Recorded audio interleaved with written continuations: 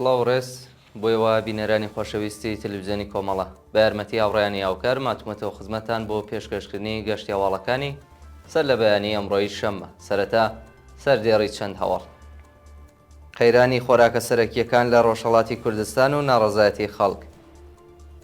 ناڕەزایەتی خەڵکی دەهلۆڕان لە ئەسکەماوی. برینداربوونی دوو کاسبکار بە تەقەیەزەکانی سوپای پاسداران لە پاوە.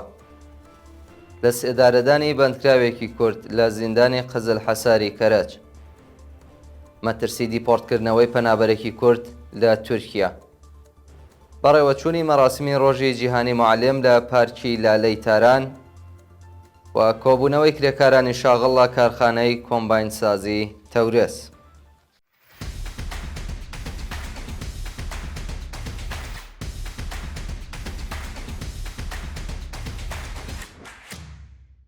درێژەی هەواڵەکان.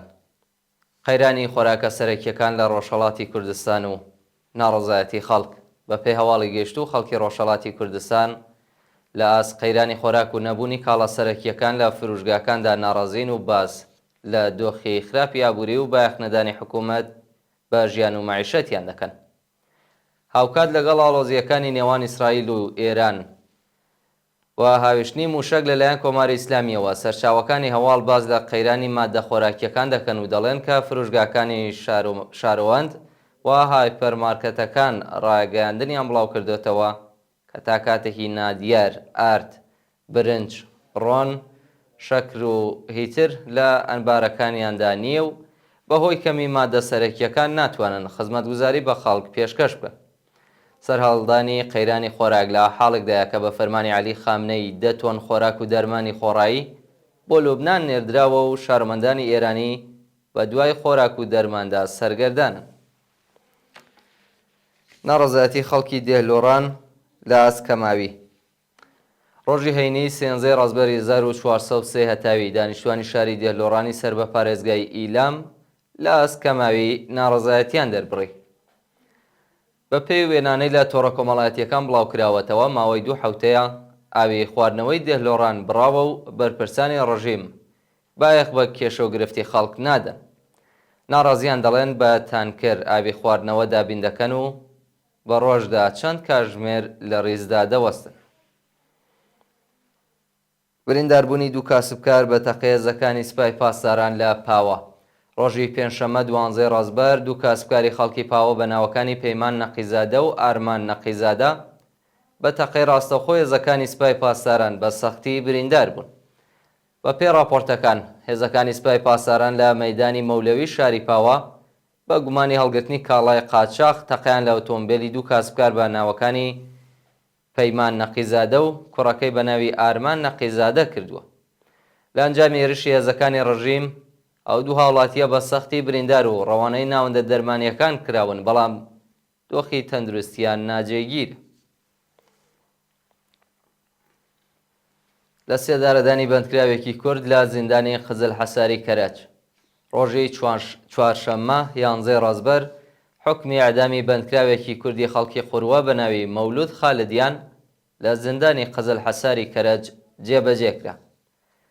بە پێی راپۆرتی کەمپەینی بەرگری لە بەندکراوانی سیاسی و مەدەنی مەولود خالدیان 4 ساڵ لەمەوبەر بە تۆمەتی کوشتنی بانقەز لە شاری تاران دەست بەسەر و دواتر لەلایەن دەستگای قەزای ڕژیمەوە بە ئیعدام مەحکوم کرابوو. مەترسی دیپۆرتکردنەوەی پەنابەرێکی کورد لە وڵاتی تورکیا. بە پێی راپۆرتی کانونی مافی مرۆڤی ئێران پەنابەرێکی سیاسی کوردی خەڵکی سەقز بە ناوی سیروان فەخری لەلایەن پۆلیسی تورکیاوە دەست بەسەر و ڕەوانەی کەمپی دیپۆرتیەکان کراوە. سیروان فەخری پێشتر بەهۆی گوشارەکانی حکوومەت بۆ تورکیا کۆچی کرد بۆ بەڵام پاش ڕەتکردنەوەی دۆسیەکەی لەلایەن دەوڵەتی تورکیا ناچار بە گەڕانەوە بۆ هەرێمی کوردستان بوو. ناوبراو بەهۆی گوشارەکانی حکوومەت بۆ جارێکی دیکە سەردانی تورکیای کرد بەڵام لەلایەن پۆلیسەوە دەست بەسەر و ڕەوانەی کەمپی دیپۆرتیەکان کرا. ئەو پەنابەرە سیاسیە لە فایلێکی دەنگیدا داوای لای ڕێکخراوەکانی مافی مرۆڤ کردووە ڕێگە لە ڕادەستکردنی بە کۆماری ئیسلامی بگرن و یارمەتی بدەن. بەڕێوەچوونی مەراسمی ڕۆژی جیهانی معلم لە پارکی لالەی تاران. ڕۆژی هەینی 13 ڕەزبەر کۆمەڵێک لە معلیمانی خانە نشینکراوی شاری تاران لە پارکی لالە مەراسمێکیان بە بۆنەی ڕۆژی جیهانی معلم بەڕێوە برد.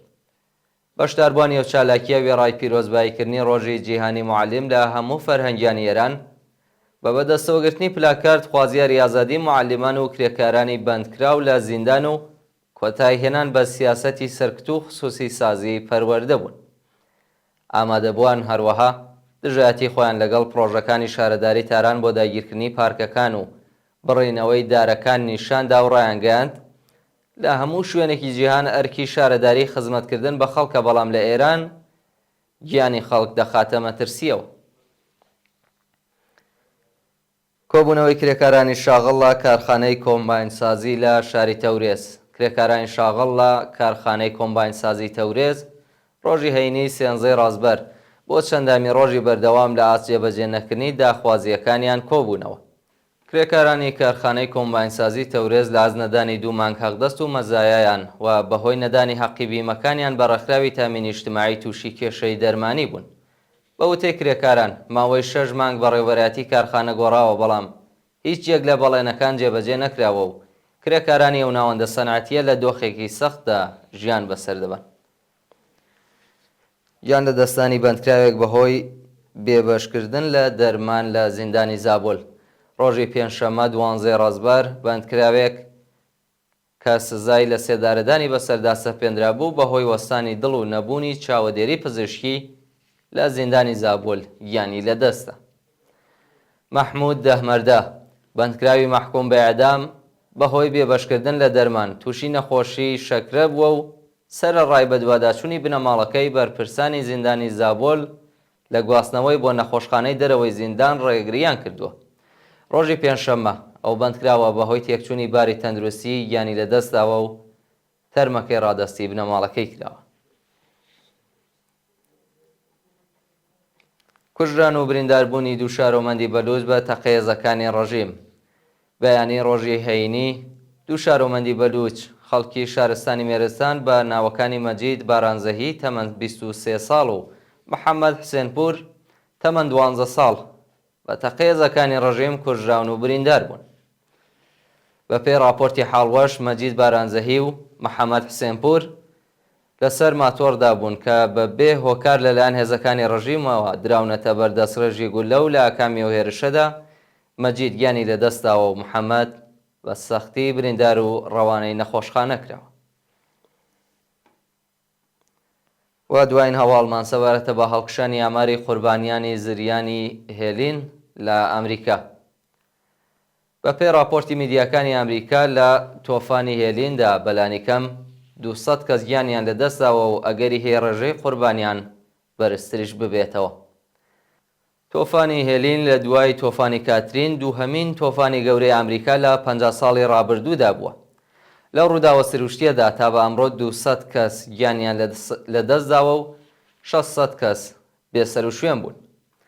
بە وتەی بەرپرسانی دەوڵەتی فێدراڵی ئەمریکا هەندێک لە ئەیالاتەکان هێشتا یارمەتی پێویستیان وەرنەگرتووە و هێزەکانی فریاگوزاری خێرا و ئاگرکوژێنەوە سەردانی زۆر شوێنیان نەکردووە بۆ بۆنەوە ئەگەری هەیە ڕێژەی قوربانیان بەرزتر بێتەوە. بەڵێ بینەرانی خۆشەویست گەشتی هەواڵەکانی ئەمڕۆتان پێشکەشکرا. کات و ساتێکی خۆش بۆ هەموو لایەک.